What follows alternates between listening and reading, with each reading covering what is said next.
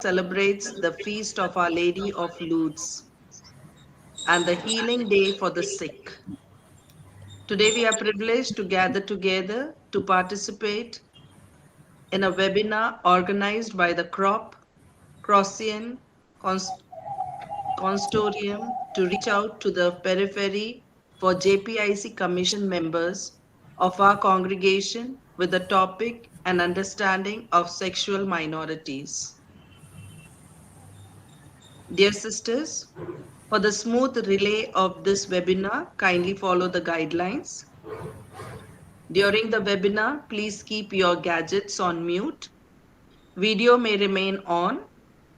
Sisters, whoever would like to raise a question or any clarification, you can use the chat box to write your questions. We will take it towards the end of the session. And if you have some doubts, you can write it or raise your hands. Every new day is a symbol of hope. Our earth is perfectly beautiful. The Lord created it with infinite love, and it is guarded by invisible guardians that are God's angels. To make this day and the webinar a blessed one, I call upon our sisters from Sri Lanka, CROP and JPIC in charges, to lead us into prayer. Sister Maureen from Sri Lanka will now lead us into prayer. Over to you, dear Sister Maureen. Yes, sister. In the name of the Father, and of the Son, and of the Holy Spirit. Amen. Dear sisters, as we begin this webinar, let us experience the presence of the Lord of creation, who made heaven and earth. Feel His presence within our own being, where the Almighty resides, day in and day out, as a whispering home. God Almighty created us all in His own image and likeness to continue the wonderful work of creation. Incidentally, the Old Testament proclamation of the Liturgy of the Word during the Eucharistic celebrations this week unfolds the creation story to prepare us for this session.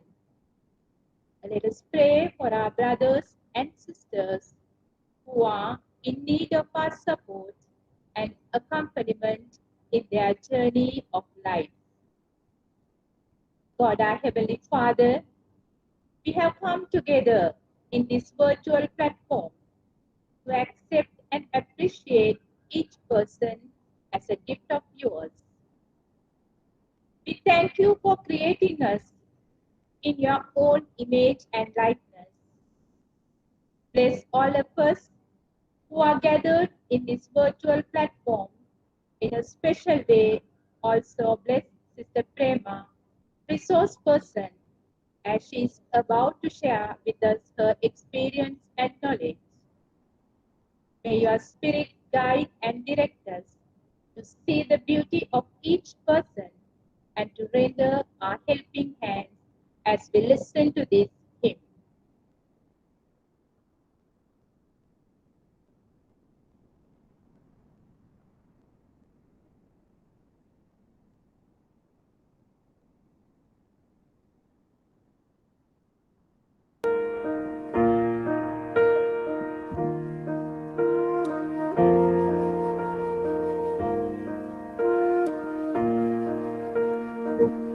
We are made for service, to care for each other.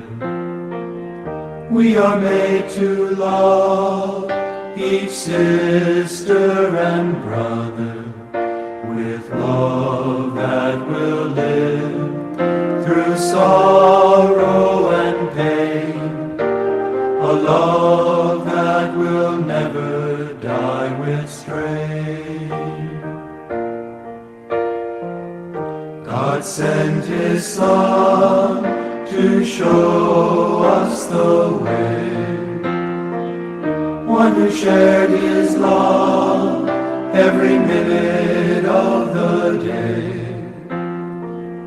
One who gave His life that we might live, and the Spirit to help us through the years. Life can be so lonely when nobody cares. Life can be so empty when nobody shares.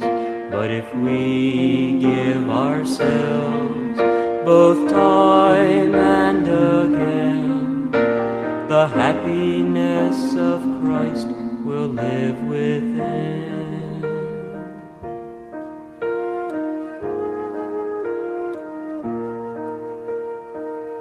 We are made for service, to care for each other.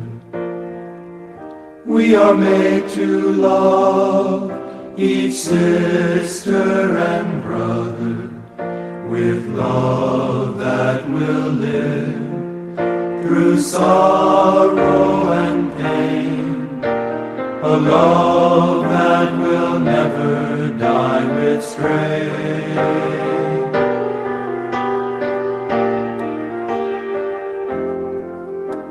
A love that will never die with strain.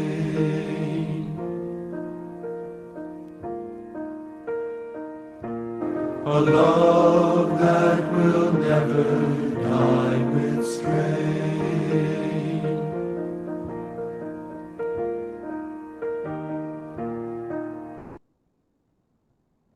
Glory be to the Father, and to the Son, and to the Holy Spirit. As it was in the beginning, is now, and ever shall be, world without end. Amen. The Son and of the Holy Spirit. Thank you, dear Sister Maureen and Sisters of Sri Lanka, for invoking God's presence and grace upon each one of us. Thank you. To begin this webinar, I now request our dear Sister Beena Das, member of CCROP for Kolkata Province, to welcome all the participants and especially the resource person of the day for this webinar. Title of the webinar is An Understanding of Sexual Minorities. Over to you, Sister Beena. Dear sisters, good evening and a warm greetings to each and every one of you. Welcome to the webinar, An Understanding of Sexual Minorities. I am Sister Beena Das from Kolkata Province on behalf of CCROP, here to welcome each of you to this very informative, awakening and extremely exciting webinar. We extend our appreciation, dear sisters, for responding to the invitation and gracing this occasion. Around the globe, people experience violence and discrimination because of their sexual orientation or gender identity or expression.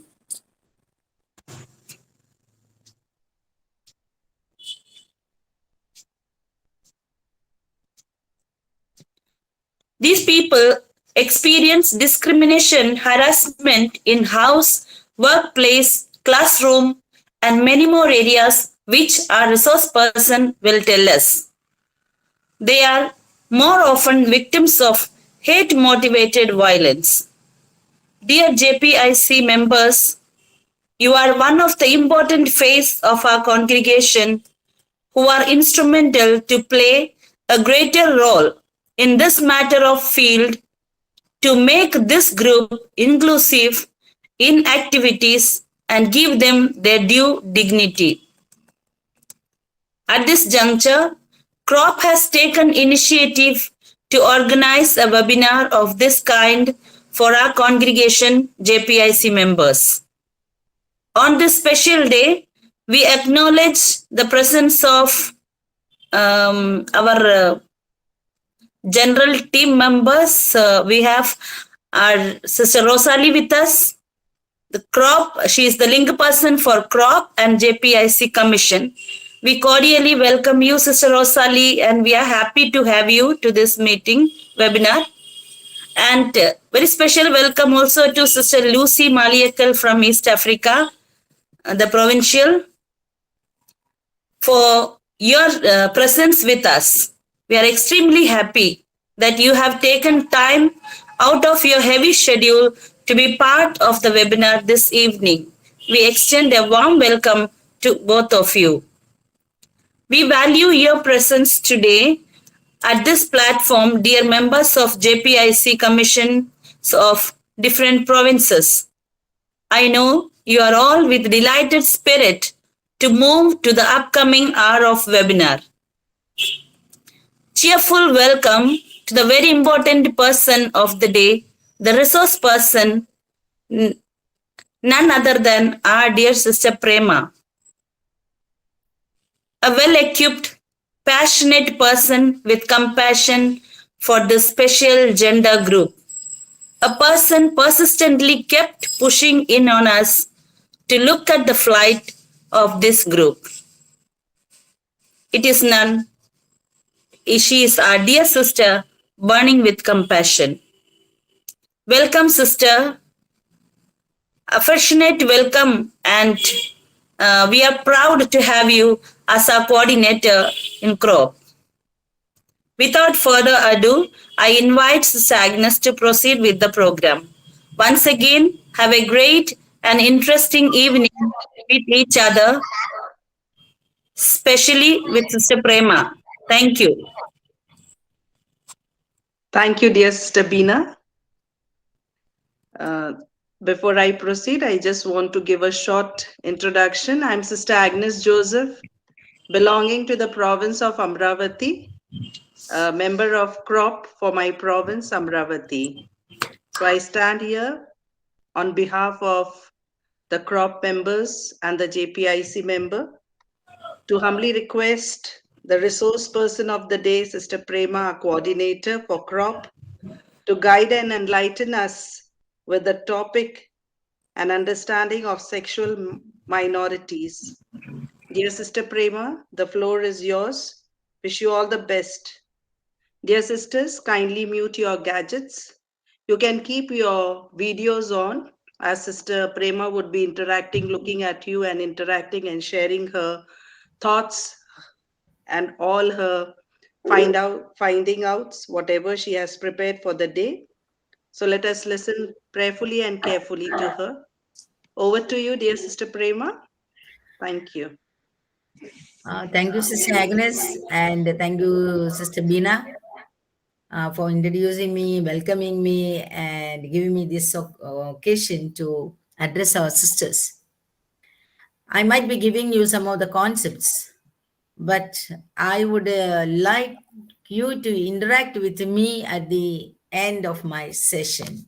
Okay, that's a short introduction. I know that many of you are eager to know, and some of you must be feeling that you know it, and in fact, you know it, you know a lot. Okay, what I say may not be new for some of you, but still we are going to share, and whatever resources that we have, we are going to share here and put forward, and therefore we enrich each other. Even me, I'm not full, I am still a learner.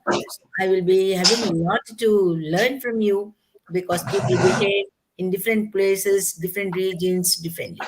So with this little introduction, brief introduction, I begin to present the PPT.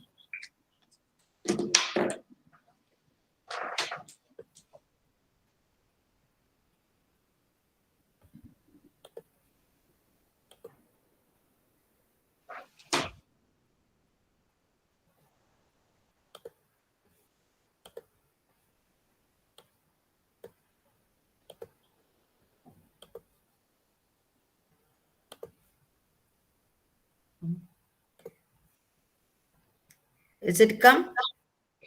Yes. Sister, yes. Done. Okay. Yes. So we are here already. 1 second.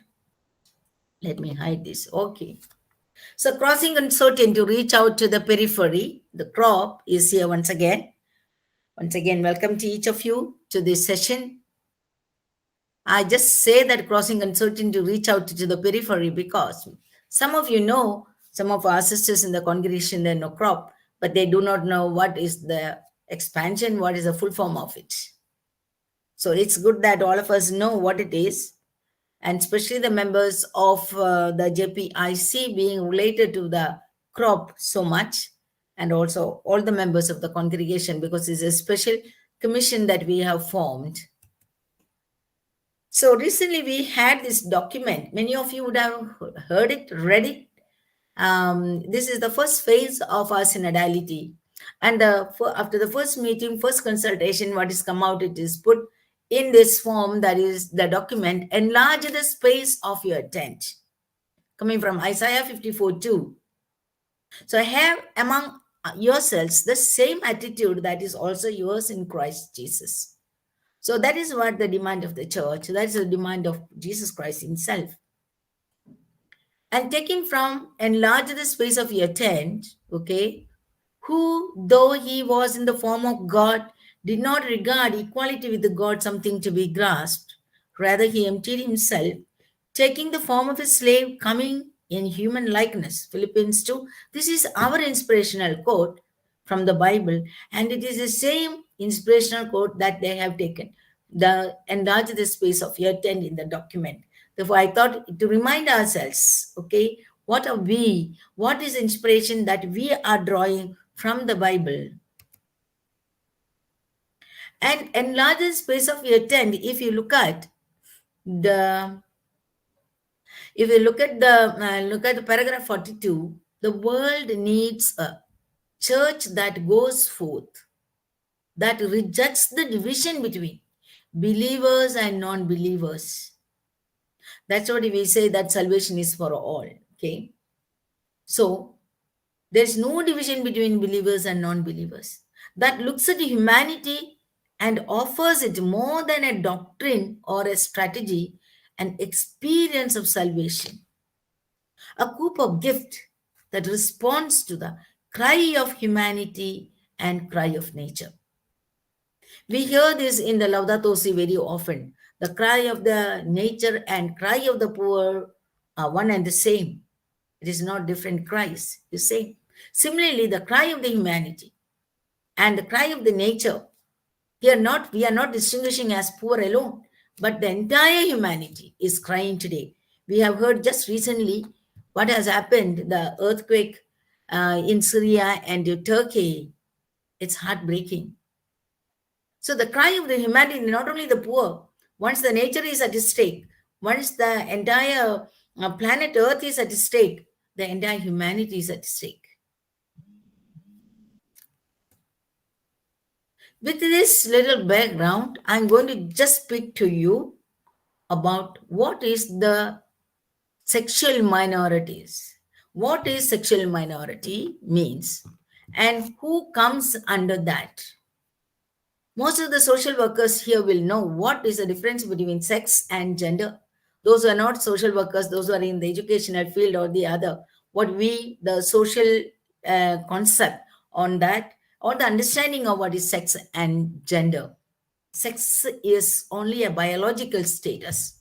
When the child is born, we look at the physical form of the person or the child and we say, oh, it's a boy, it's a girl. As soon as the child is born, the first thing is, oh yeah, she delivered safely.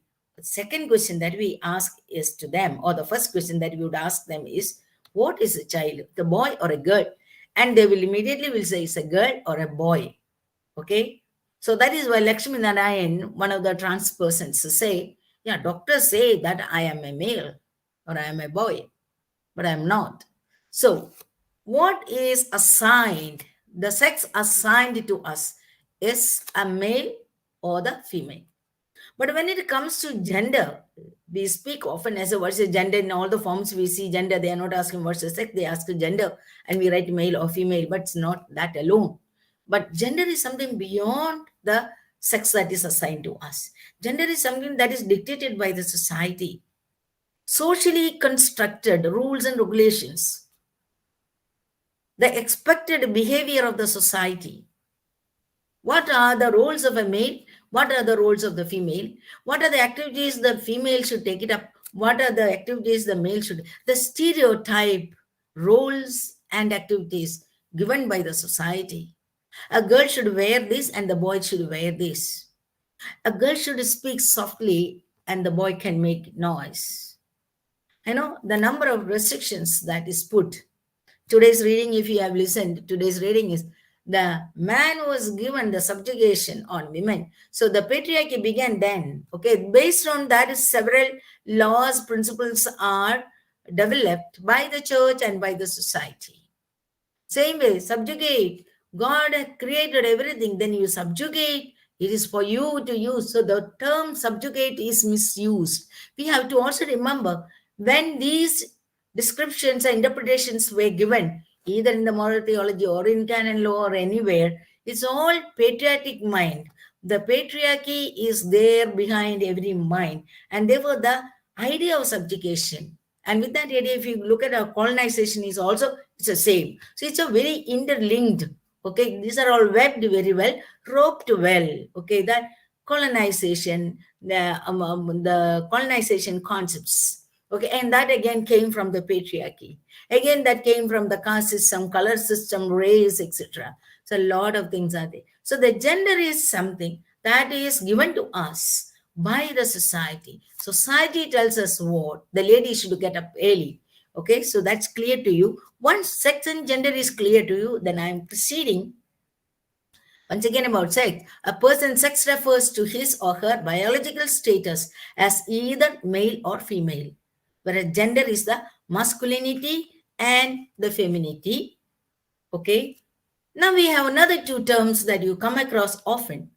Okay, sex and gender is over. Next is sexual orientation versus gender identity. It is here we need to have a clear concept. What is the sexual orientation? What is this gender identity? We have never reflected. Even me. Only after entering into this field, I began to realize and I began to think and reflect and read. I realized what is the sexual orientation and what is the gender identity. So sexual orientation is a person's physical and emotional. Okay, a person's physical and emotional, whether they are linked or they are opposite to the physical, or romantic attraction to another person. My orientation is to where. Now you can see 4 pictures here. You see the 2 girls. The 2 girls, what do you see at your right side? That is, what are their romantic attraction? They are attracted only to female. That is their sexual orientation. And you see below the 2 men, the gays. Their sexual orientation is that they are only attracted to male. And at the left we have the straight people, cisgender, etc. Okay, the heterosexuals there. And they don't get attracted to the same sex, but they attracted to the opposite sex. Okay, so we have the heterosexuals. And we see another loner there seated. She's not attracted to anyone. Her sexual orientation is she is an asexual person. Not at all attracted to anyone. She's not bothered either a male or a female. She likes to be alone and no sexual attraction to anyone. So this is what called a sexual orientation. It's very important for us to understand. What is my orientation? And therefore we are able to understand what is their orientation. They are oriented towards what? Their sexual orientation is what? I hope that's clear. I go to the next to say gender identity. Next is, how am I identifying myself? One's innermost concept of self as a male or a female, a blend of both. How am I identifying myself? Am I identifying myself as a female? Or am my body is something of the female, sex assigned is of the female, but my orientation, my identity, I think I am in a wrong body.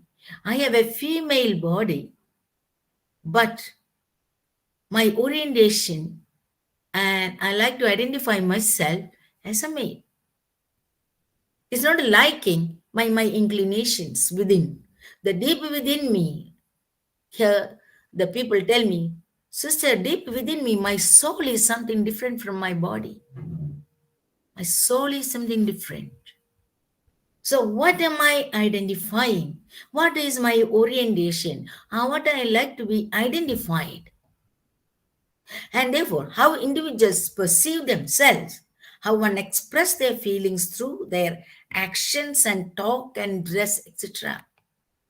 How I like to be identified. I am assigned, my sex assigned is of the female, but how I like to be identified. Because that identification will come according to my sexual orientation. So if my sexual orientation is something different, and my identification will be according to that. So the identity, the gender identity, once the gender identity can be the same or it can be different from the sex assigned at birth. So how do I express this? To identify myself, I need to express, we said talk and, dress, etc. So that same thing I have explained here. External appearance of one's gender identity usually expressed through behavior, clothing, haircut, or voice, and which may or may not conform to the socially defined behaviors and characteristics typically associated with being either masculine or feminine. Okay, that's what the gender expressions are assigned to us by the society. How a girl should behave, how a boy should behave. But in this case, they will have a conflict with the gender, which means socially assigned behavior, socially assigned clothing, socially assigned the girl should have long hair. No, there will be a conflict. Girl should have very tender, loving, caring voice. No, if I identify myself, I am at birth, I am assigned to a female sex, but I am not. I identify myself, my sexual orientations are different. And I identify myself as a male, then I will begin to change my voice as male. So people will ask me in the society, you are a female, but you are talking like a male. Or you are a male, but you're walking like a female. So there is a conflict between the gender assigned by the society and the gender one's own inclinations, or the gender what they have found themselves where they are.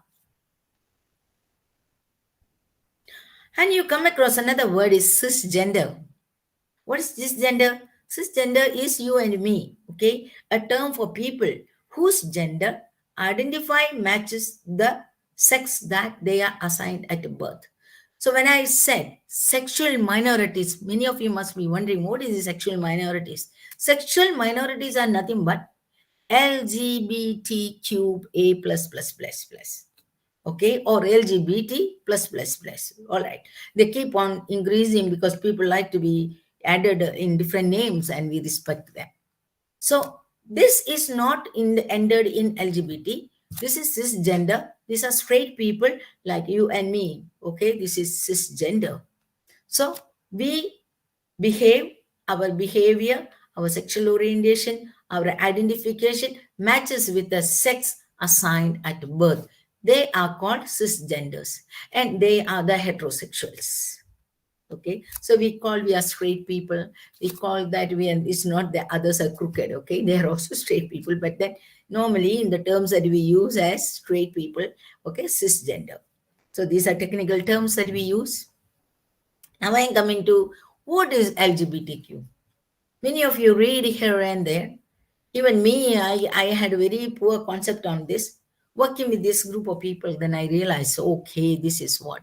So we, as I said, LGBTQ plus are the sexual minorities. Okay. So when you look at this umbrella, they are in different colors. When you saw my welcome slide, you have seen in different colors. You must be wondering why it's all in the rainbow colors. And the organization that I run is also called as Rainbow Home of Seven Sisters. So rainbow is the 7 colors. Rainbow always. Okay, bring hope, definitely. Other than that, rainbow colors are a symbol of or the logo of diversity. And they were sexual minorities. This LGBTQA plus, it's all sexual minorities. There are varieties of expressions of love. Diverse expressions of love. So that is what the sexual minorities have taken the rainbow colors. Now, among them, some of them will say transgenders have different color. That's all they are making up. Okay, we respect them, whoever makes. But then by and large, the sexual minorities, their logo is the rainbow, which is symbolizing the variety, the diversity, variety of life, diverse love expressions, which we respect them.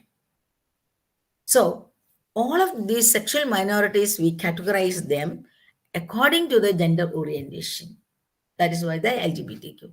Every one of you, L and G, all of you are very familiar. We say homosexuals. So L stands for the lesbians. G stands for gay. And then we have B for bisexuals. See here, I put the T in the center. LGB. And then you have T, the transgender. And then we have the Q for queer people. Coming to bisexuals, these are people, at times they are attracted to the female and at times they're attracted to the male.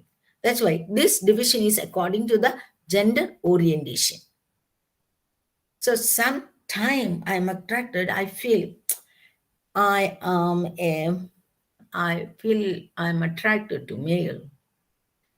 And after a period of time, I feel, girls, it's fine for me. So I go for. So that is what they are bisexual. They go to both the sexes. And then we have the transgender. I'll be explaining in the next slide what is transgender means. Okay. Then we have the LGBTQ, the queer people. These are gender fluid people. Okay. Gender fluid. They don't have a definite gender. They are also known as pansexuals. Sometimes they feel I don't need anyone, or sometimes they feel, oh, I am a gay, or sometimes they feel, oh, I am a lesbian, or sometimes no, I am a heterosexual. They are very keep on changing. Queerness means changing. You and me are also queer in the sense, not in the sexual orientation, but we are girls because I like to change my dress. Keep on changing. That's why gender fluid we call. I keep changing my ideas. I keep changing my dress. I keep changing. Sometimes I feel this I should do. So in that sense, we are all queer people. We all belong to that. But when it comes to the sexual orientation, the gender orientation, then we don't belong to that. Then people, those who have the sexual orientation towards this, and then we call them as pansexuals, gender fluid, queer people, all of that. Okay.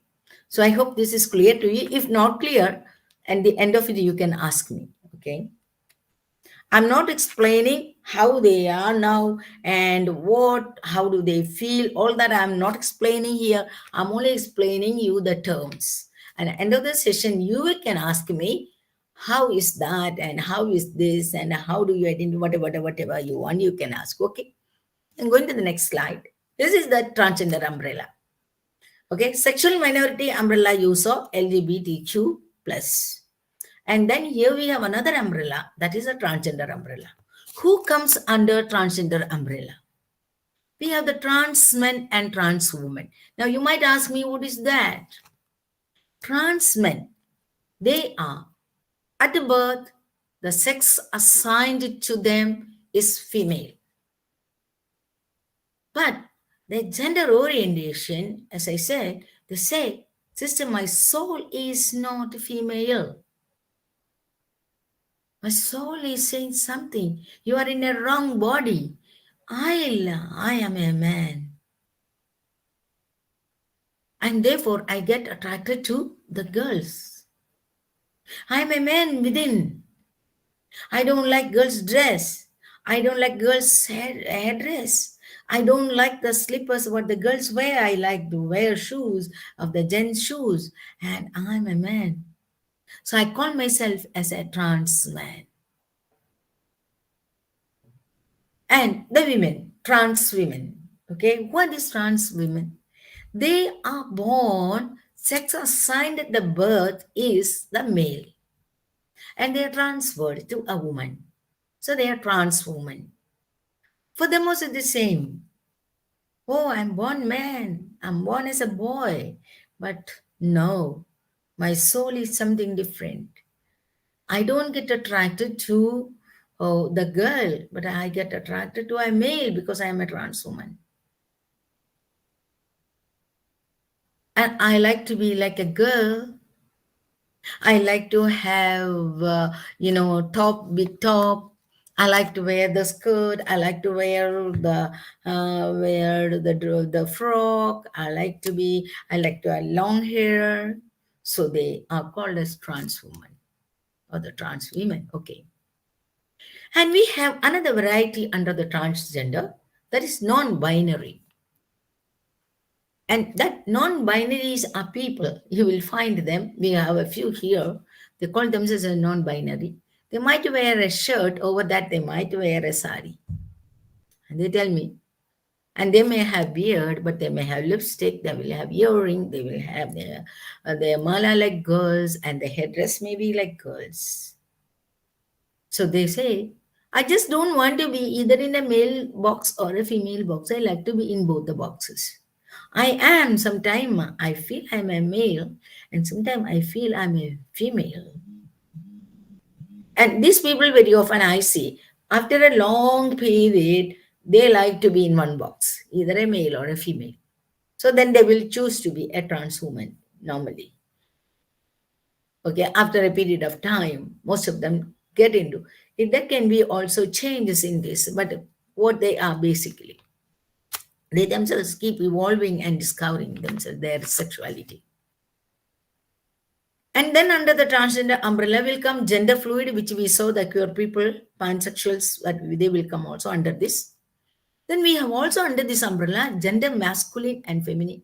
That, they don't want to change into or male or a female, but they whatever gender is assigned, whatever sex is assigned at birth, they like to be in that.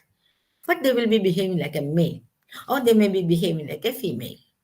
Okay, whatever it is. So they like to be called as gender masculine or gender feminine. They don't want to call themselves as trans woman or trans man. So they remain as a gender masculine or gender feminine.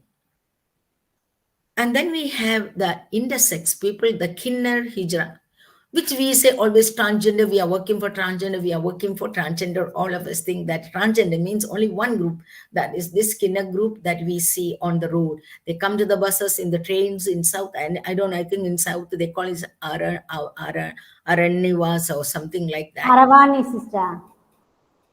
Yes? Aravanigal. Aravanis, okay, they're called as Aravanis in Tamil.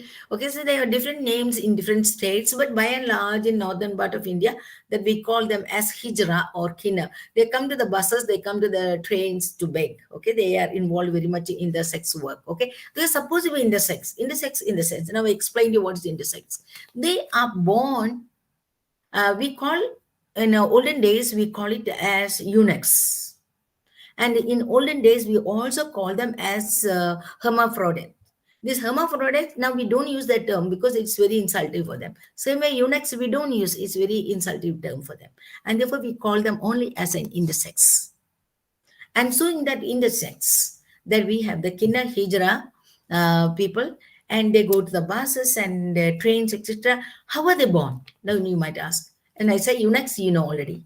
Their sexual organs are very ambiguous. It's not clear. Okay, very rarely, 1 out of 1,000 is born with both the sex, okay, both the sexual organs. But otherwise, they are like, for example, I tell you, if the intersex is born, a male child is born, probably the penis is very small. As soon as they are born, they know the testicles will be very big and the penis will be very small. And the parents already know that this is someone different. So what do they do is usually when they are small itself, they will call some hijra guru and they will give them this child. Some of the cases I have come to know that they finish them in the hospital itself. And they say the child died.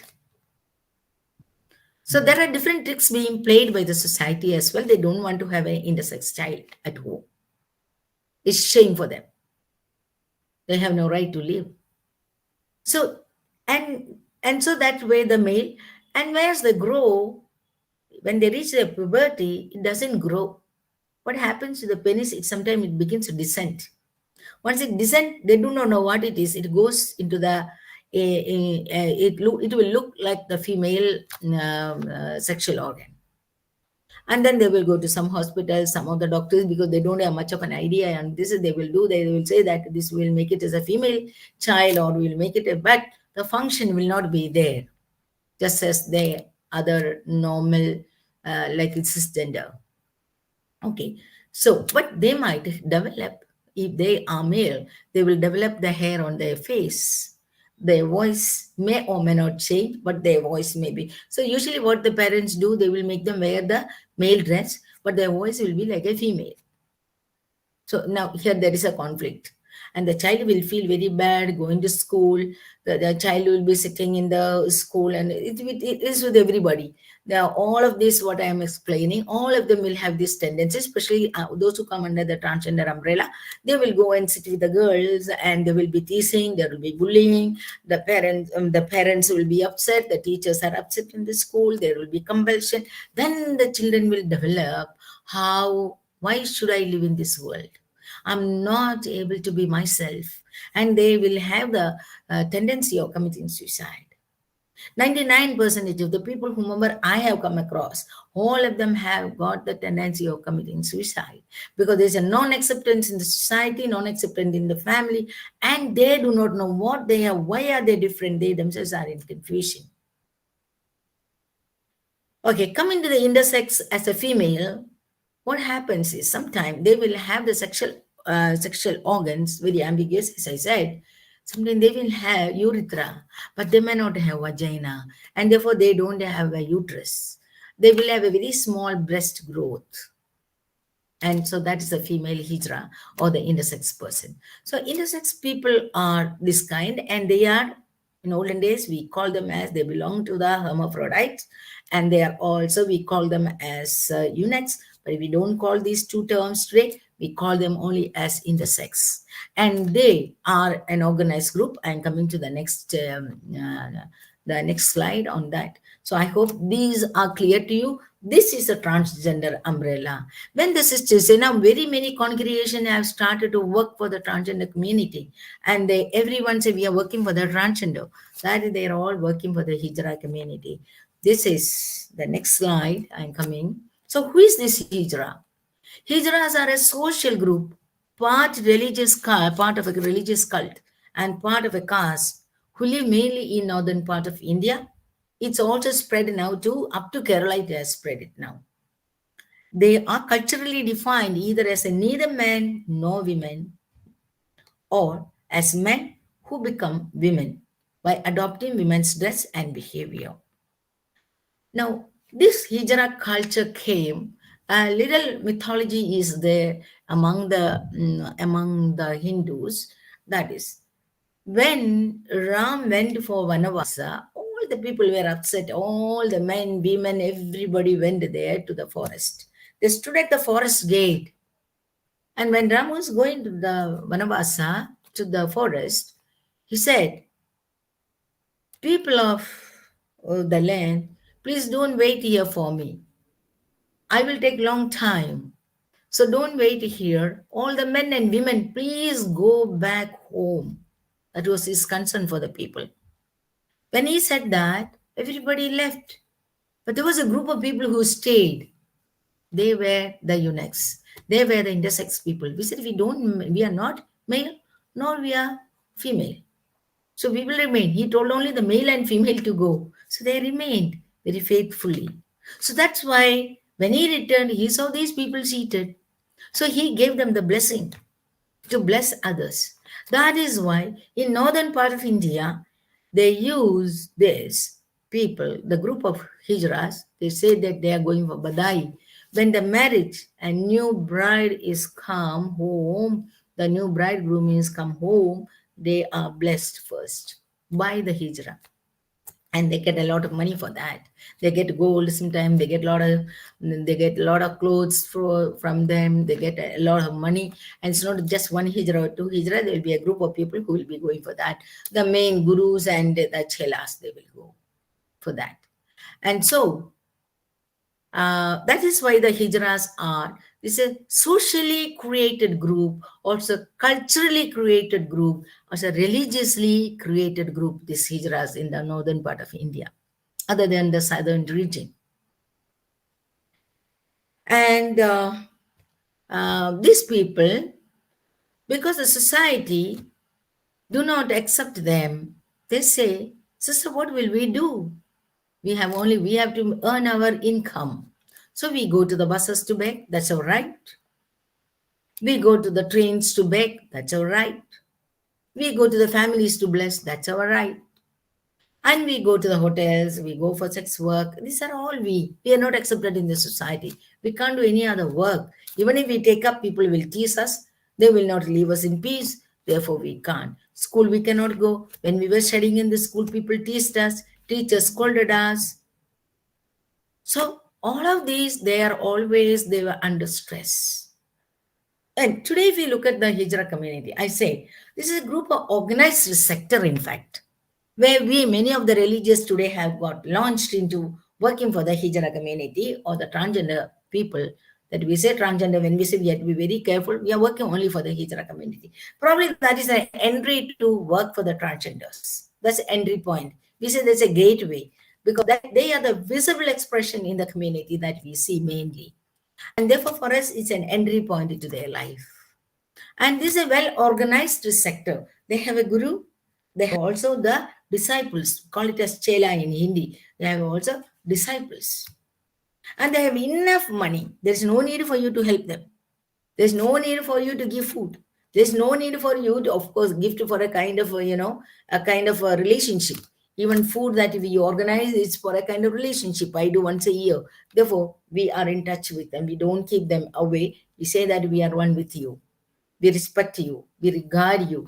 And therefore, we sit together and we eat. So that can be done. But otherwise, they don't require any of the support. Monetary support is not required for them at all. But they are the visible expressions in the society. And if you ask me how many intersex people are born, probably 1 out of 300, 400 or 500. Not very many. But those whom we see are all trans women, whom we see mostly 99.5% whom we see as transgenders on the way, they are all trans women. So when they realize their sexuality is something different from the assigned sex, from whom they are ostracized. They are sent away, they are chased out, and they had no place to stay. So they stay a few days in the railway stations, they stay a few days in the bus stands or here and there, and then someone will recognize them, somebody will spot, and some hijra gurus will see or hijras will see, immediately they will take them. They will have some ceremonies. They have a lot of ceremonies to make them part of their community. Then they will choose their guru, and then they will have to be under the guru. What guru says they have to do? They have no freedom within that. But they are happy within that because they have a security. I'm chased out from my own family, chased out from my own society. I am teased and I'm bullied. And therefore, I have a safe place. I'm in safe haven today. So that's what the hijra system is. And they belong to the transgender umbrella. They are under the transgender umbrella. But we need to go beyond. That is why this session is. How much we have to go beyond? What is the call of the church today? When we really look at, Francis has opened our eyes today. Can we unlearn some things, and where we can relearn, or newly we can learn something new? That's our search today. Another term I am making you understand is a gender dysphoria. All those who have got various different kinds of gender orientation, they all go through this gender dysphoria. Gender dysphoria means the depression. They get disconnected by them. So the medical professionals, they will refer this as a disconnect, as gender dysphoria, because it can cause pain and distress in the lives of the transgender people. So they are in depression. Many who come to me are in depression. It is there I stand with them. Though I began to enter the lives of the transgenders. I thought Hijra is the only group. Then I began to realize there is so many others who are behind the curtain, who have not come out. So when I meet them, when they come to know that there is a Rainbow Home of Seven Sisters, there is Rose, its short form is Rose, okay, acronym is Rose. And when they come and they ring me up, they want to meet me. And first thing that I take care of the dysphoria. Of course, we have to take them to the counselor. We have to take them to to a psychiatrist. We have to. But then before that, let us not make them commit suicide.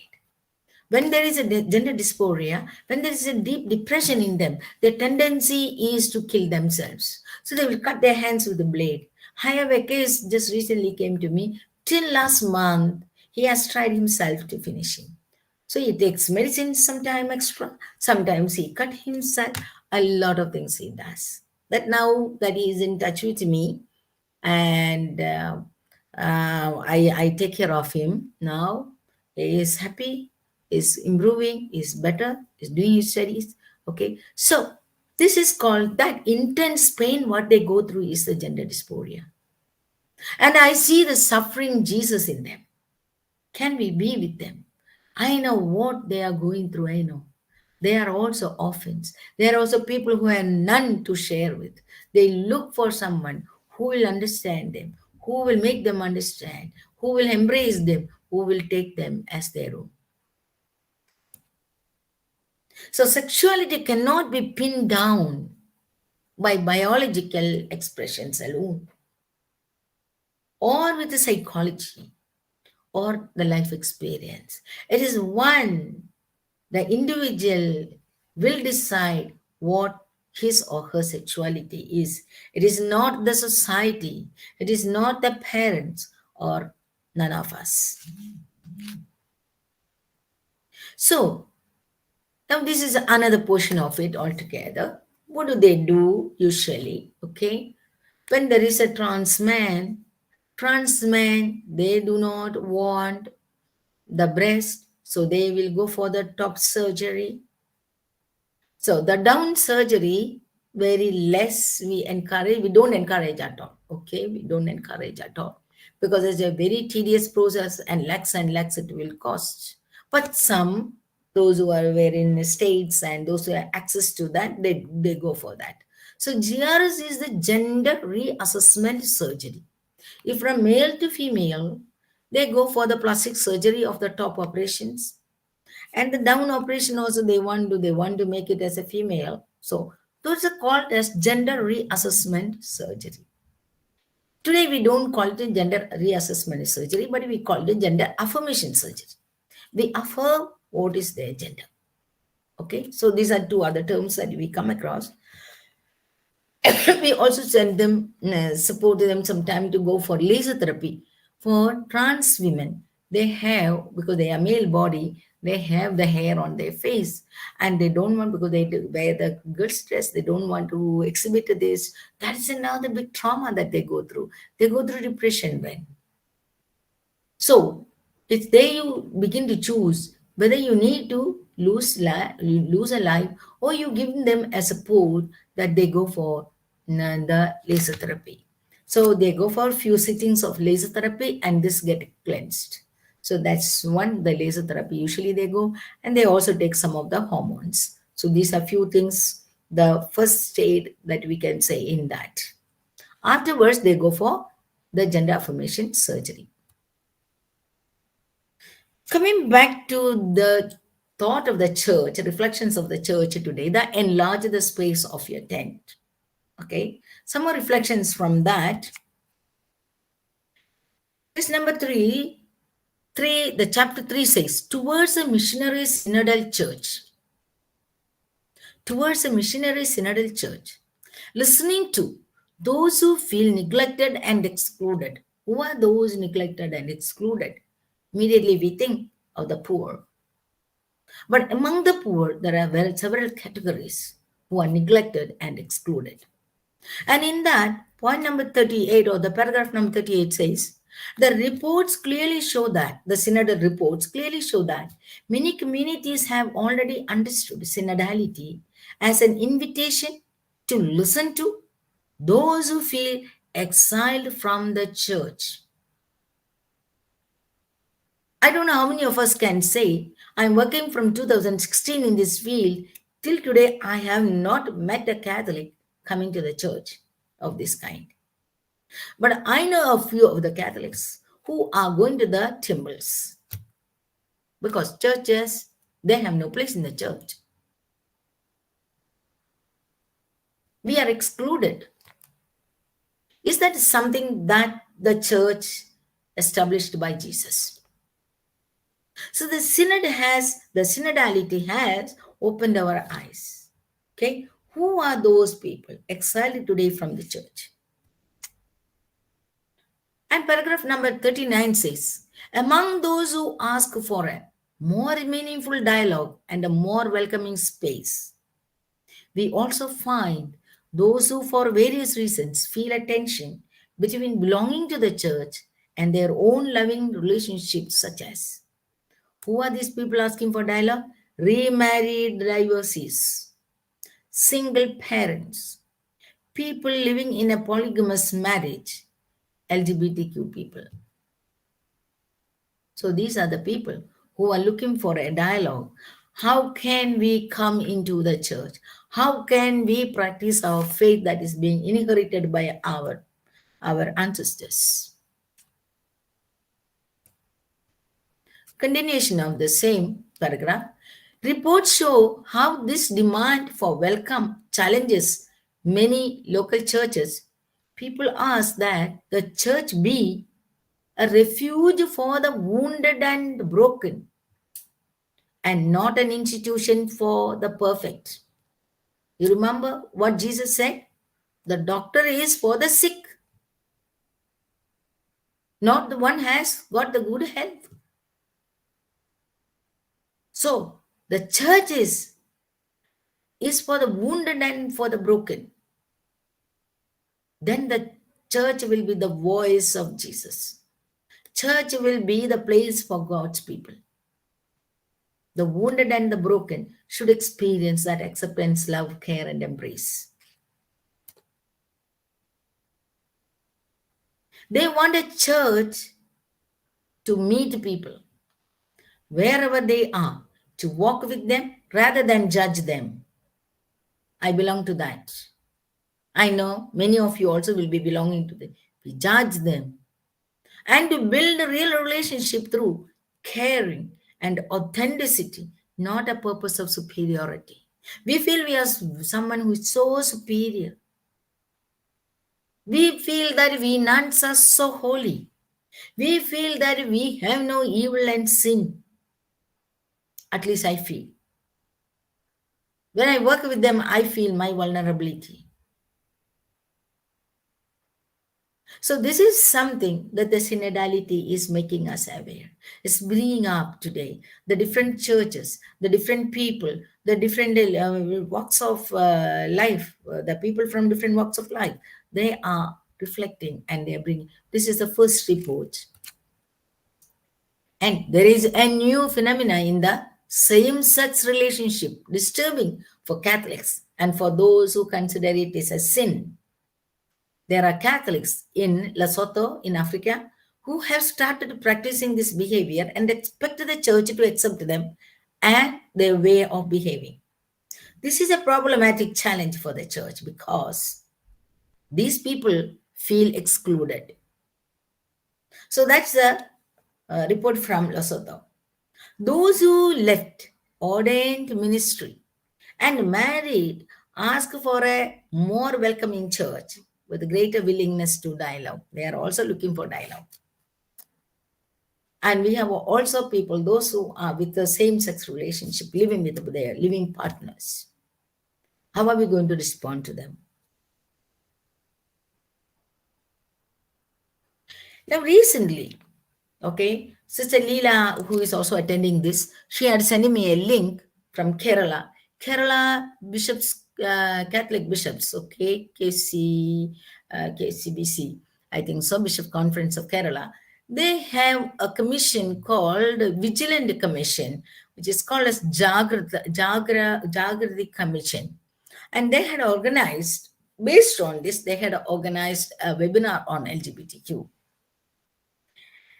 And because it in Geneva, 25th January 2023, that is just now, Pope made a kind of statement because he was visiting also the African countries, I think so.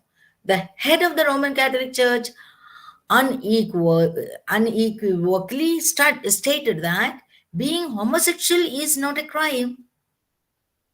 Being homosexual is not a crime. But he also reminded all those who believe that diverse sexual orientations are sinful. Okay, he also told that it is sinful. Okay, which one? The LGBTQ, that's sinful. At the same time, he added, it is also a sin to lack charity with one another. Supposing you consider them as sinful people and you send them, you don't care for them, that's also sin.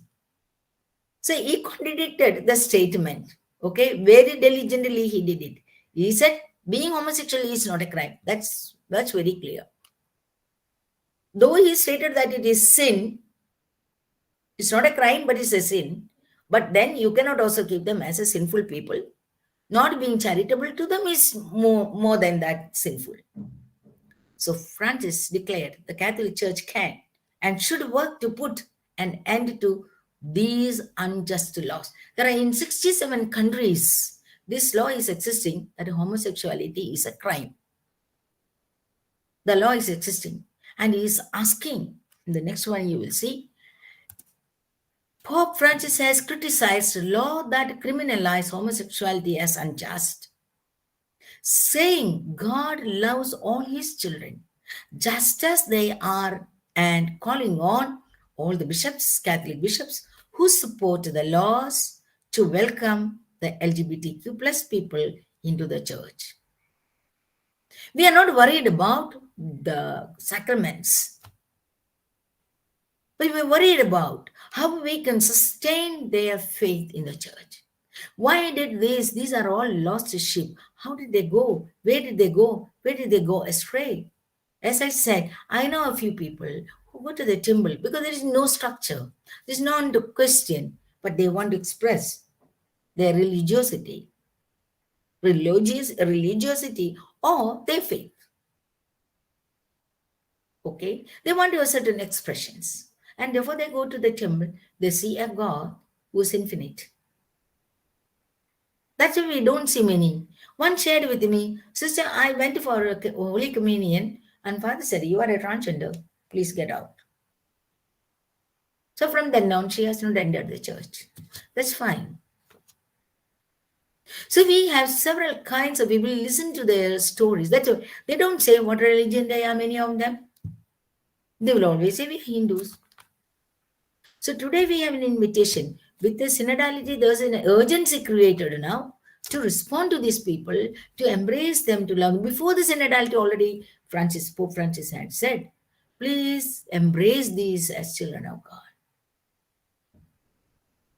And now there is a greater stress from the popes, especially from Germany. Okay, and there is an invitation from the synodality that we have to embrace everyone. Okay, with that, let us reach out Let us reach out to these people. And thank you.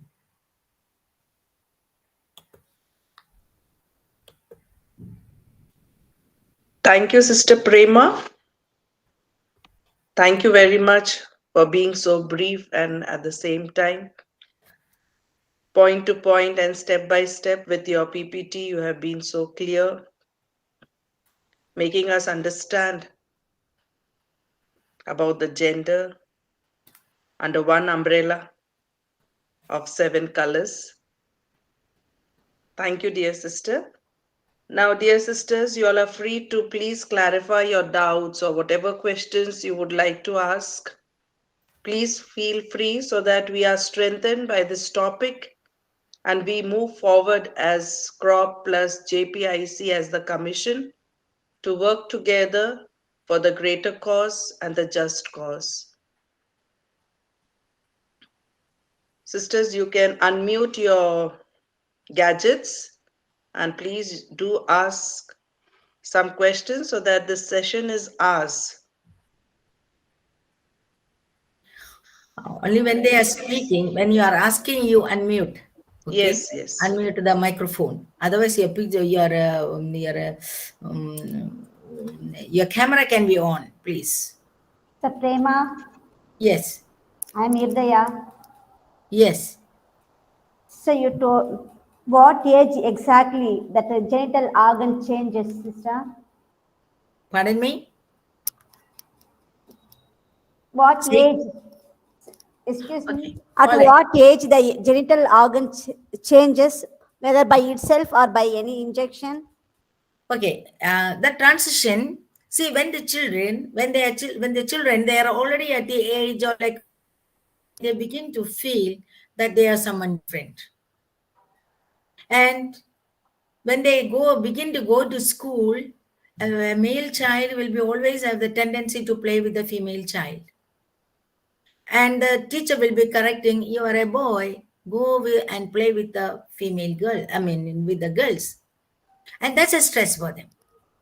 And then when they grow up to 6, 7, you remember their growth, okay? When they reach 11, 12, 13, it is intense in them. They don't feel comfortable with their body at all. And so they will go again with the female girls. And the boys will begin to bully because that's the age they begin to feel shy with the girls and all. But these guys will be going with the girls and playing. So their boys will bully, teachers will call them and say, look, you are a boy, go and play with the boys. Or they say, you are a girl, why are you playing with the boys? It's a great stress in them. Okay. And the lesbians will be again going with the girls. Okay. They don't like the boys at all.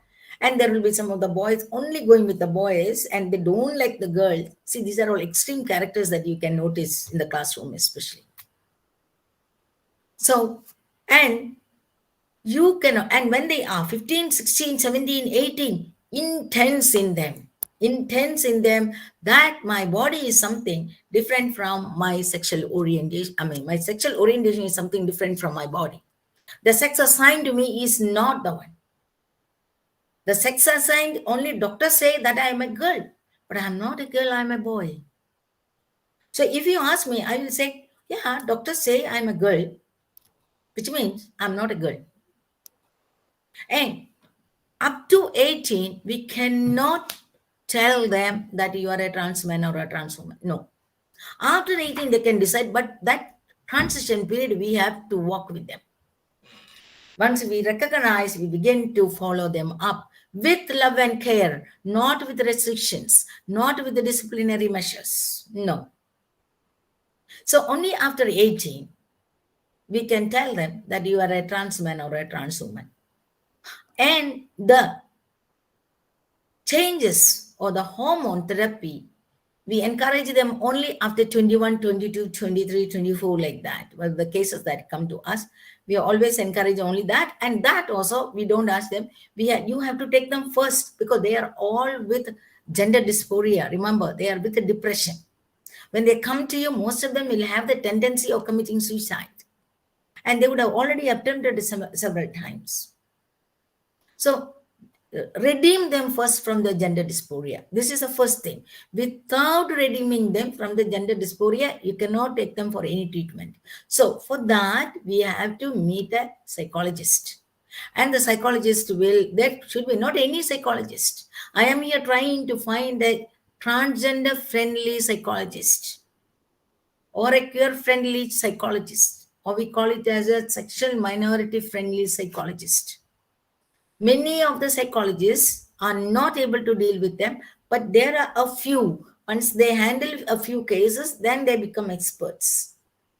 And then once the psychologists say, okay, this person is this, okay, belong to this category, with several sittings with them, several sessions with them, and then we send them from there to a psychiatrist. Psychiatrist will begin again with the report received from the psychologist. Psychiatrist also will have few sessions. Then the psychiatrist will write the medicines, the hormone, what hormone, how much quantity they should take. And for writing that, they have several tests. How much of estrogen is in their body, or how much of testosterone is in their body, those hormones, how much is that content. Accordingly, varied levels of medicine, they will write the hormones. Okay, hormones also I begin to discourage them. Okay, so the first thing that we can do is that we can send them for the trans women. For them, first thing is that we send them for the laser therapy. They want the hair to be, face to be clean. Okay, this is very important thing for them. That alone will reduce some of their the gender dysphoria. A lot of it they will reduce with that. Okay, so at what age we send them for assessment? I tell them first they have to find their money, because it's not an easy task. Okay, so they have to find their own resources. So that will take time. They have to work hard and all. But then the preliminary things we can help them out. Okay, changing the voice, probably they can take some medicine. But most of the trans women, they train their voice in such a way that it is being done. Okay, there is no need for them to take a hormone. They will have female voice, most of them. Thank you, Sister Prema. Thank you for that guidance that you have given us. We acknowledge the presence of Sister Irudayam, Pushpam Irudayam with us. And we are very grateful, dear sister, that you are with us. And we would like to hear some feedback or some insight or some enlightenment from you, Sister Pushpam.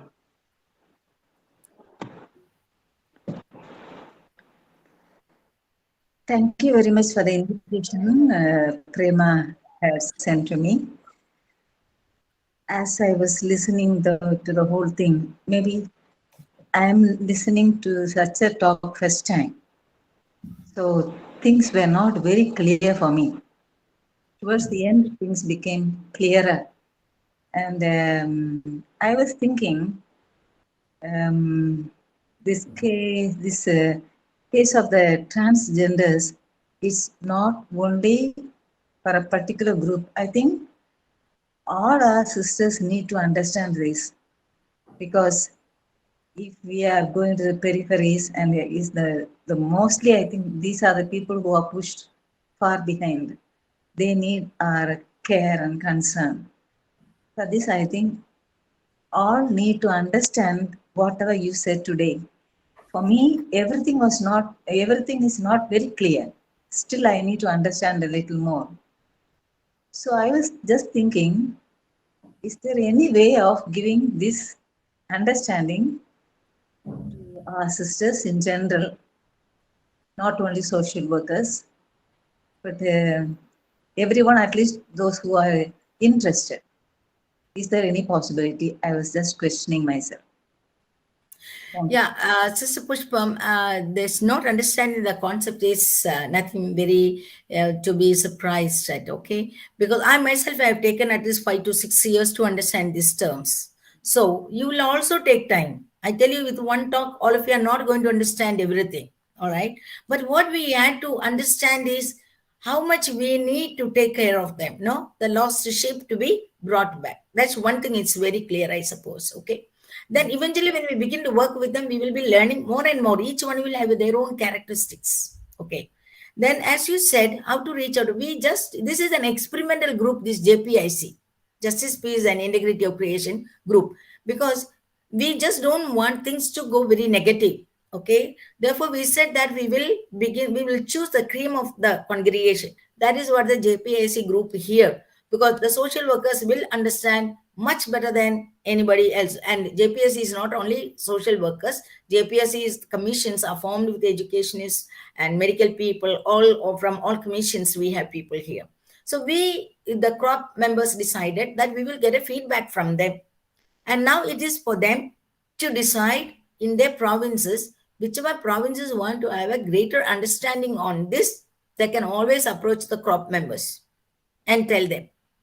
And so we will give. We just don't want to give it a kind of, universal education on this. No, we don't want. It should be a need from the sisters to come up with that. And therefore, we said that we will give to those provinces. Supposing we hear that in 2 provinces, they want urgently to educate their sisters on this. And therefore, we are also going along with the synodality.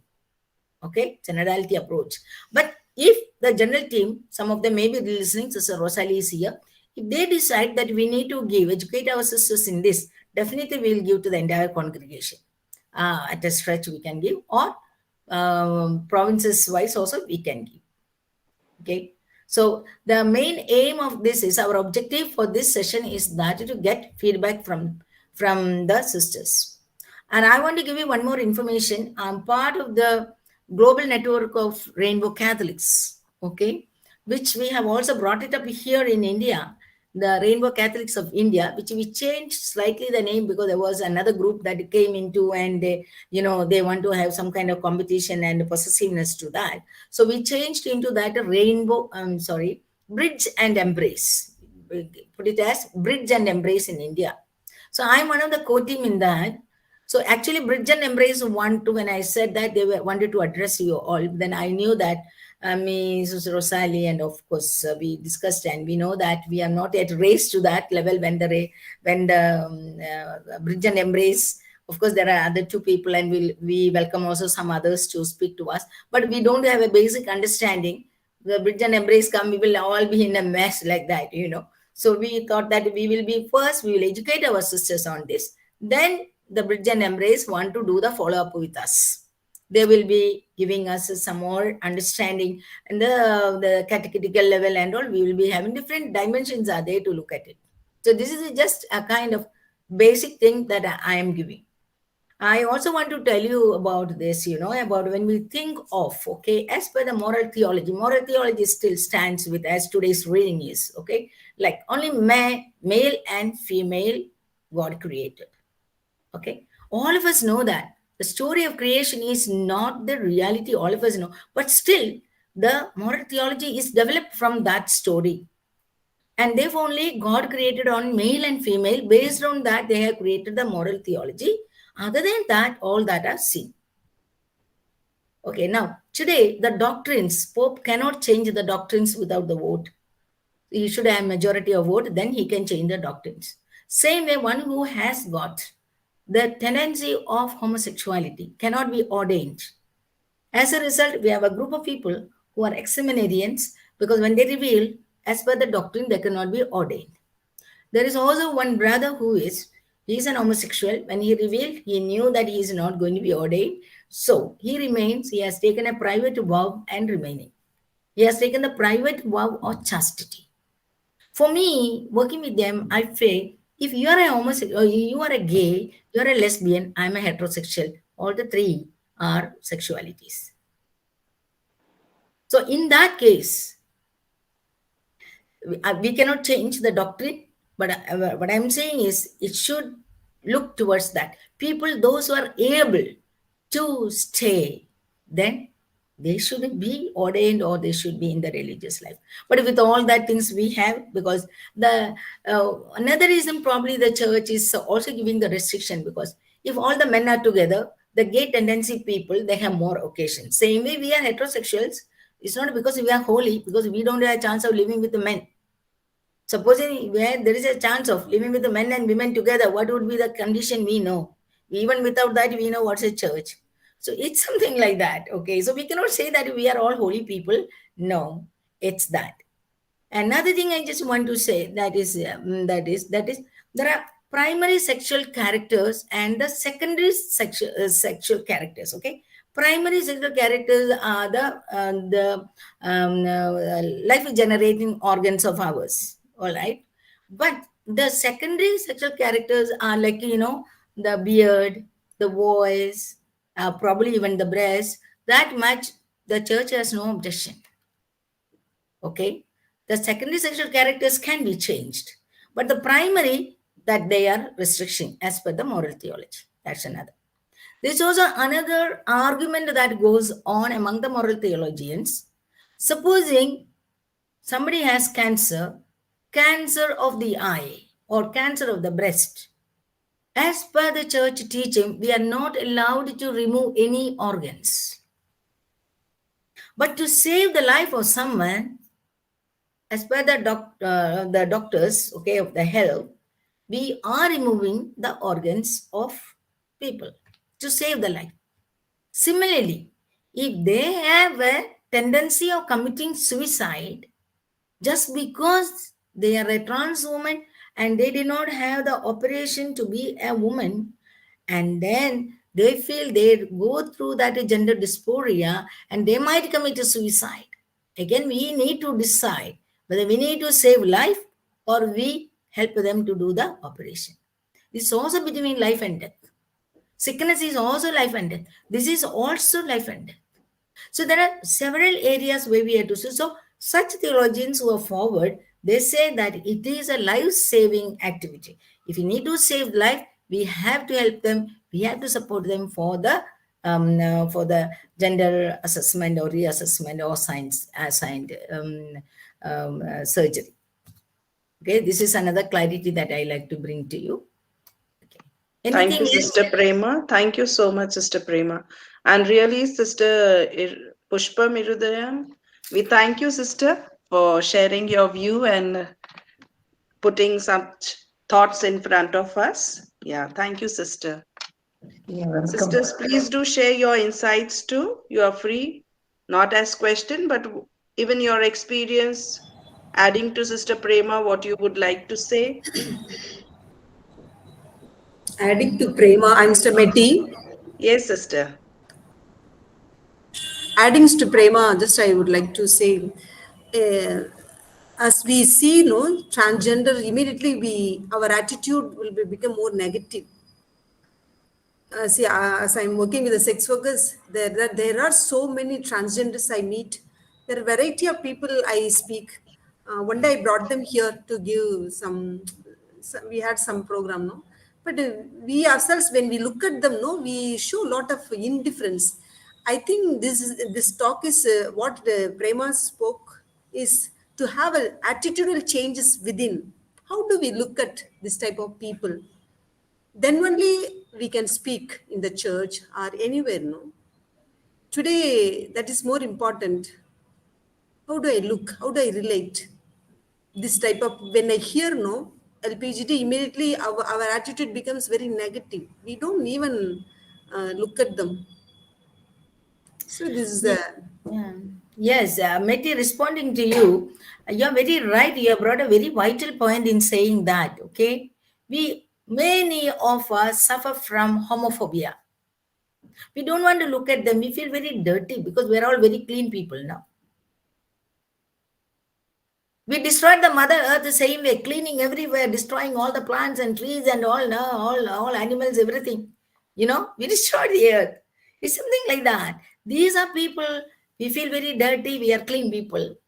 Okay, so we don't want to go near them. They are very dirty. They are sex workers and they're involved in sex. They have, they are high risk people for HIV/AIDS. They're high risk people. And of course, those who are in the red light area also high risk people. We are working with the high risk people. Okay, so going into them, first thing, as Sister Meti said, we need to wash ourselves. We have to remove our homophobia. Bishop often asks me here, the Archbishop, Sister Prema, how are you going? I'm still afraid of them. I'm still frightened of them.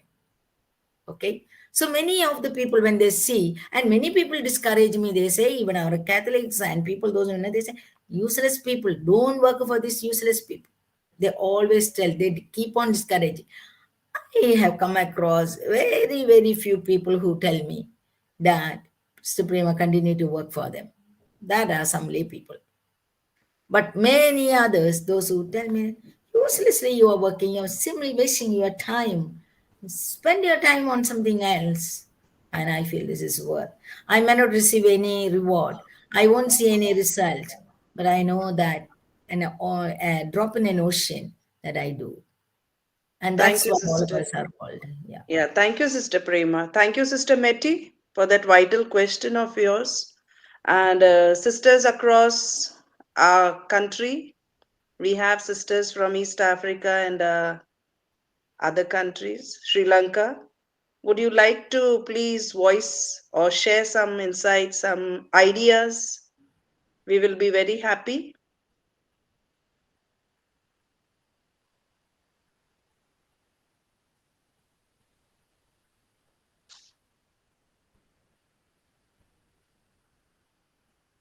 Probably from every province one can react. Yeah. Yes, that will Sisters, be. I just would Sister, like to say thank you for sharing, Sister Prema. Susie. Yes. I'm happy to hear you and all that you have spoken, though I was late, but I thank you very much, and I think it will be helpful for me in my mission. I will share with the others as well. Thank you, Sister. Thank you, Susie. Thank you. Sister Prema, thank you very much for the very vital information. It is true we are working for the first time with the group of people. So for us, it was a very good information that you have shared with us. And thank you very much. We have also started exploring possibilities from in the Madurai province. And we will stay in touch with you. And we will see that in future, whatever things that we need, we will contact you, dear Sister Prema. Thank you so much, Sister. Yeah. Thank you, Hilaria. Sister Prema, in this connection, I would like to add, I'm thanking both the sisters for sharing their feedback and their ideas. In our province, Amravati, we have Sister Hira Parke. She also has begun this working with the transgenders and all, and she is really doing some good work, especially making the Aadhaar cards. Some who have no identity of theirs, she's trying to do that. For the regarding the Aadhaar card and the gender identity card, there is a port made by the central government. The union government has made a port, and they have to upload in that port, and therefore we can get their identity card. But again, the problem is their names. They may need to make affidavit. They have to spend their money with the lawyers. And so Hira is a lawyer; she can do. That is regarding the, as I told you, that's an entry point for us. That's a gateway to enter to their life. Okay, that is the. Hira is working, Madurai they are working, different places they are working with the organized sector of Hijra community. Yes. We need to go a step beyond. There is an unorganized sector. There are several of them who are not come out. They are in the closet. That's known as closet. They're in the closet. Many have not declared that I belong to this community or I am a trans woman. And they're afraid of their family. They're afraid of there are people. Okay. Yes. Then there's another group. They are declared and they are trying to find a place. That's why our shelter home is. Sometimes they ring me up and they say that, I need to have a few, at least please keep me for one night. Sometimes they say we are in the railway station. So these are cases that we have. So there is an unorganized group of trans people or unorganized sector of a sexual minority. That is another concern. Third concern is people in the church. The Catholics, the Christians, do we have that? That's another greater concern that we have. So we need to keep slowly like a child. Okay, suddenly don't enter. As I said, entry point is the Hijra community working with. Thank you, these sister. will take long time to trust us. Okay. Yes. There are two more sisters who would like to ask or share something. Sister Okay, Beena after that I will say yes, please. Yes, surely. Sorry.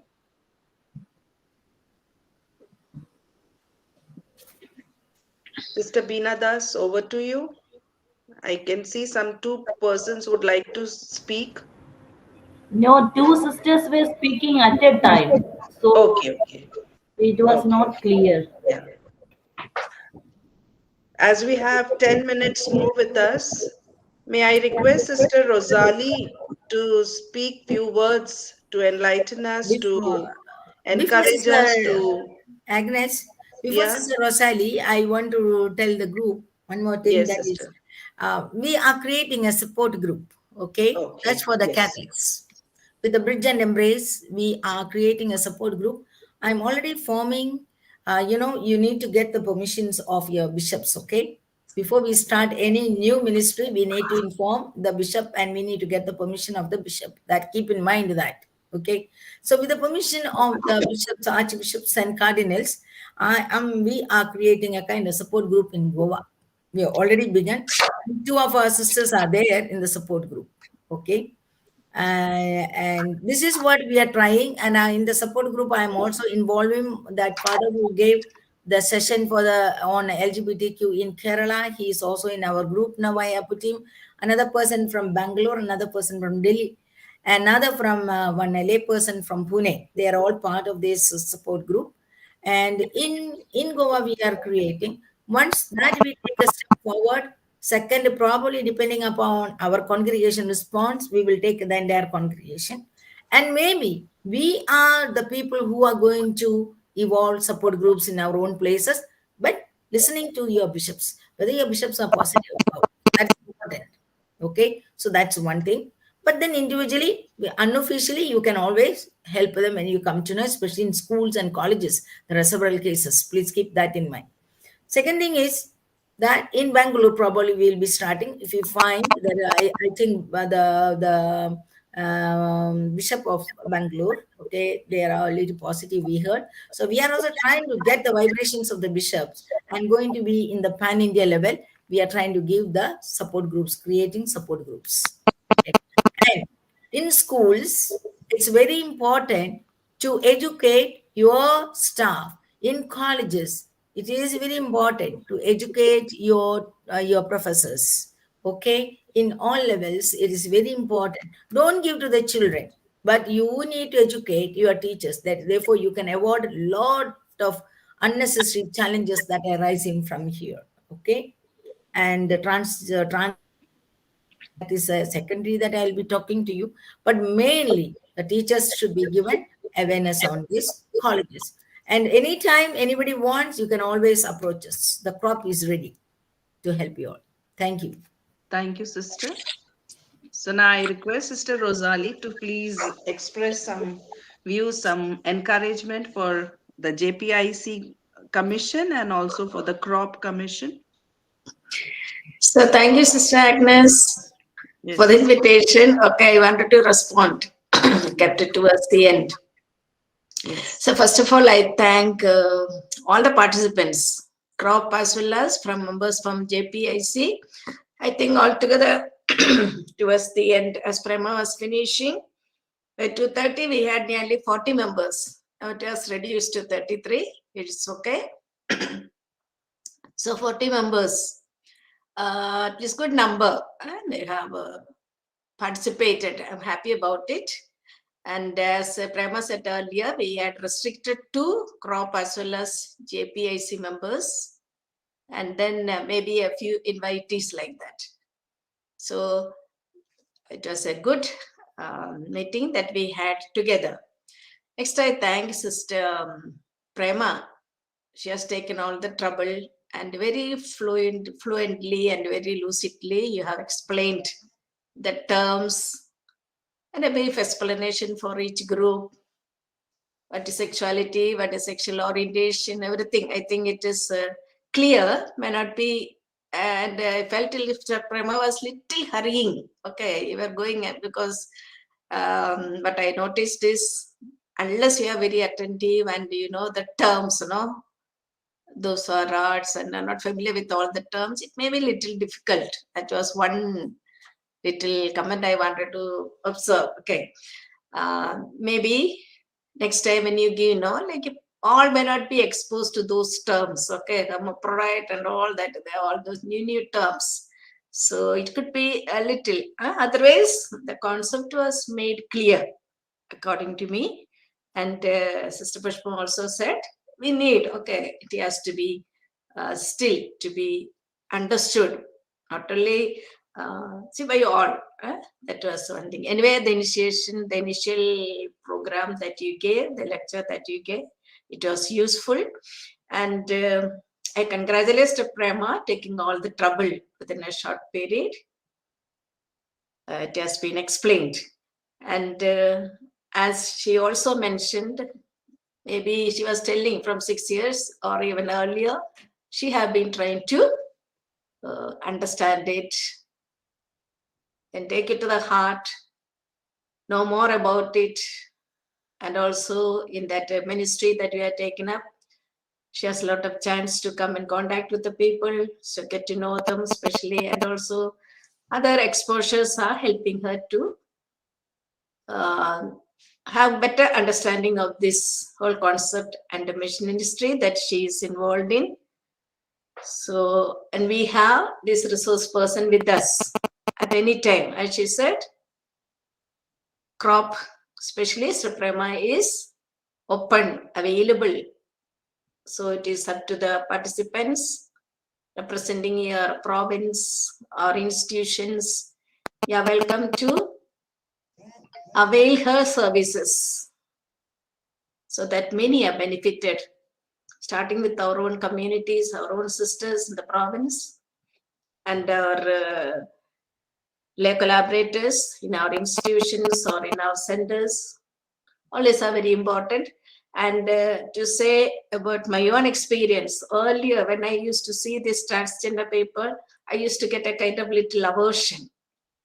But once in Nagarkoil, we invited them some years back, maybe some 15 or in the 2005, I think, 4 or 5, I think. We invited this transgender people, okay? And one lady from Bangalore, she was a woman, trans woman, she came and addressed the whole college group. So from then on, I felt a kind of little more, understanding, felt at ease, that fear has gone. So I kind of, an attitude of little more understanding, compassion, and love for these people. Then I used to speak to Prema also. So from her experiences, what she has shared and all that, I also took an interest into learning more about these people. And there are a number of articles that come up now, different places I have seen, either in the news or in the Google News or on the YouTube, all that you will find a lot of sources speaking about this. Transgender people or homosexuals or LGBTQ, all different topics you can get. You can also improve your knowledge about them. Okay, get to know what do they mean, what are they, what type of people are they, what are their attitudes, what are their demands. So in the church, in America also, in the States, number of articles are there. There are one priest, I think James Martin, I think, or he's also working towards this group of people. And in the church also, you find there are priests and bishops who are supportive of, and there are also people who are very strong, very negative about this group of people. So you find the attitude of people within the church and outside, in our own congregations and in outside, in our institutions, already find a mixed group. And of late, Pope Francis has been very emphatically speaking about his mind about this sexually minority people, so about this group. And it is good that we also read, understand, and always he says that word, have compassion. You can also add, have that compassion, change of attitude in oneself. Okay, begin with that. Then you will get interest in them, in their life, a little more accommodative and understanding, and compassionate towards these people, and we won't be judging them. So that is what we are expected with this information that we are gaining. Try to gain one's own way where you can improve your knowledge about these people, get interested in them, and try to understand their orientations too, so that we have as Prema said in the beginning, we can extend our tent, accommodate these people also. They are also the marginalized and the people who need our service. Yes. In the chapter also it came, you go to the peripheries and you will see these are those among the peripheries in our society.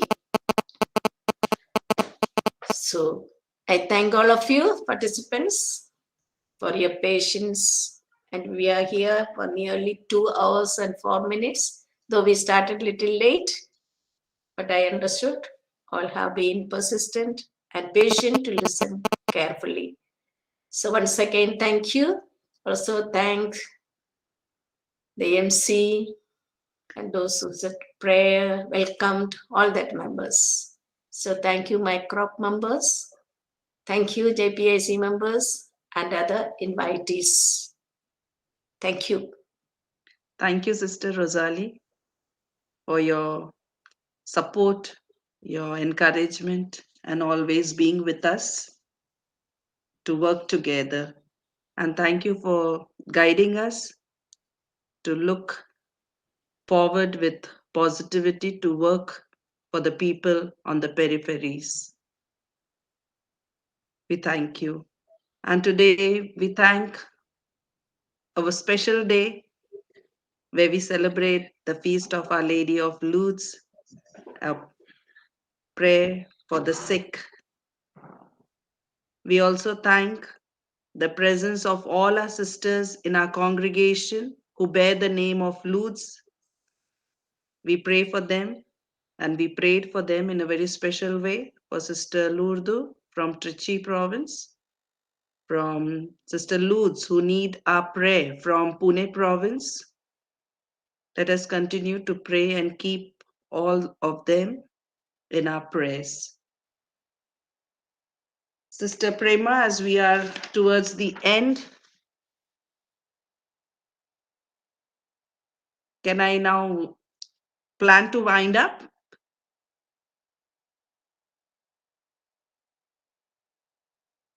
It's a joy to see many of you.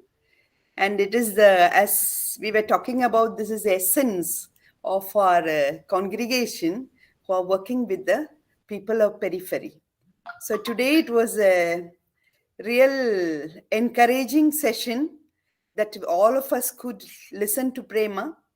And I think it has opened some of our eyes, even though the terms were very difficult, but we know that it is part of it, and we really want to give a compassionate help to these people or accompaniment to these people. We need to have a good understanding of these terms and these different classifications and everything of that. Otherwise, we won't be able to work with them. Few years I had been from the time of pandemic, I had been in a commission for assessoring, that means helping the group of this LGBT. And I used to wonder, there are so many things to need to know. So I think this session was a great help for me personally, and also all of us who are in this line of working. And I thank Sister Prema. As we experience each time she is in a webinar, we all know that she is one of the best resource persons we have in the congregation. And according to the signs of the time, in today's call from the church, from Pope, and from our congregation, and I think she is a person who is able to enlighten many of us who are working together. And I thank her for her clear understanding of this theme. Can make out that, as Sister Rosalie was telling, that she is very fast, but that means she is very sure of what she is talking, convinced of each term that she is expressing, and she knows about it. And I thank her. Thank you, Sister Prema, for being there with us. And you are a pride of our congregation, because it's special need today that many of the religious, we need to be involved in such missions of today. And she was, the other day we were talking, and then I just heard her telling that she was in a meeting with the Cardinal, Archbishop Philip Neri of Goa. And he mentioned to her that she is the next Mother Teresa of our India. I think it is fitting for her sometimes, the mission what she does and the life that she lives. It is apt for her, this comment that was heard. And I also thank for this contact that she has with the international way, and to get into network with the different congregations and the church and the different religions sometimes. That is really worth being a missionary and being a religious, being a consecrated, and we are very much happy to thank her for this. And it is nice to hear Sister Pushpam saying that it will be nice to do as a congregation, inviting many of our sisters. I think that was a push for us, the CROP Commission, because we had a desire for that, and then we were doubting about it. So first we wanted to be with the JPIC and CROP members, and then after that, and we are thanking Sister Pushpam for being present there and giving us that feedback and expressing this need for us as a congregation. I thank today to Sister Elizabeth and the team members who always facilitate us to realize this kind of webinar. A special thanks to Sister Rosalie, who always be present with us and leading us as a team of CROP and JPIC. I also thank Sister Antine from Holy Cross College in Nagarkoil for her disponibility in providing us with the net and facilitating this webinar. I also thank Sister Beena, who really welcomed us with her beautiful words and with the conviction also that this theme is needed for us. And Sister Agnes, who was there, she is a new member for us in CROP, recently joined. And we thank her for this part of moderating this webinar for us and making it easy for each one of us to listen it well. And I do not know the provincials who had been present there. I just saw Sister Elsie was there, Sister Lucy Maliekel, and Sister, I think other provincials, I was not aware of anybody else who was there. So for all the provincials also who facilitated the JPIC members that they could participate today in this webinar. And I thank one and all of you who are present there. I need not name it. All are very, very rich people. You all are in this charism of working with the people in periphery.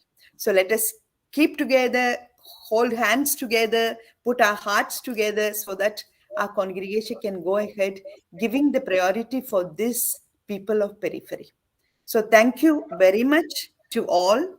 And we wait for a next webinar as a congregation that we can participate and we can collaborate. Thank you very much.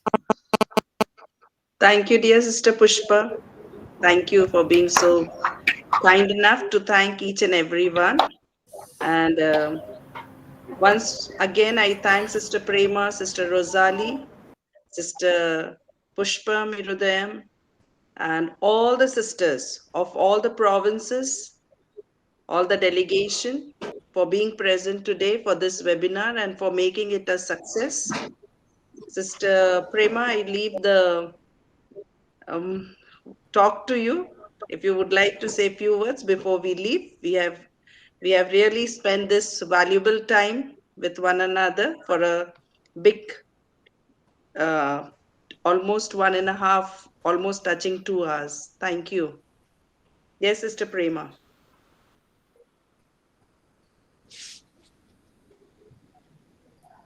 Sister Prema? Unmute. Yeah.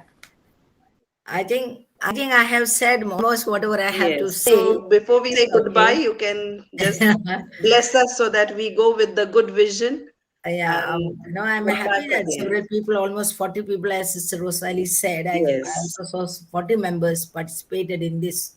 Okay, that's a very good representation, although some of them may be half, but then still they were here to hear at least few sentences from us.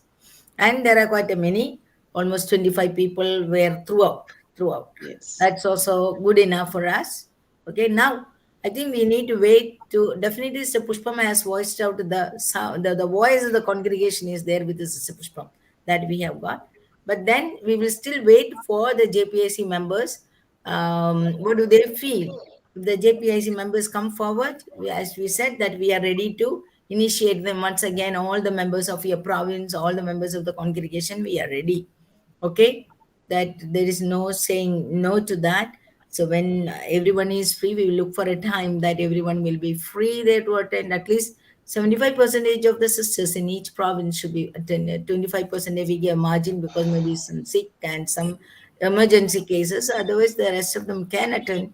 And therefore, in the congregational level, we take this forward. But if the JPIC feel that it's not time for our province to do, of course, you're free to tell us that also. You don't compel anyone. Okay, that also free, that you're free to tell us that for our province, not a time. Okay, fine, we respect that. So when the time comes, we will do it that. Okay, but I want, my objective was that to look beyond the Hijra community. Go beyond the Hijra community. That is an entry point for us, definitely. Okay, they are well organized people, they are well to do people. Okay, they have enough money, but we have another unorganized sector. Those who are again behind the doors. I think that should be the loss we need to look for. Okay, so thank you so Okay, much sister. for listening Thank you, and all Sister the Prema. encouraging words that I received. Thank you, dear sisters, for your collaboration, for your presence.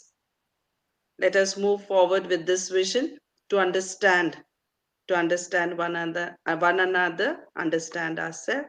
May God bless you all.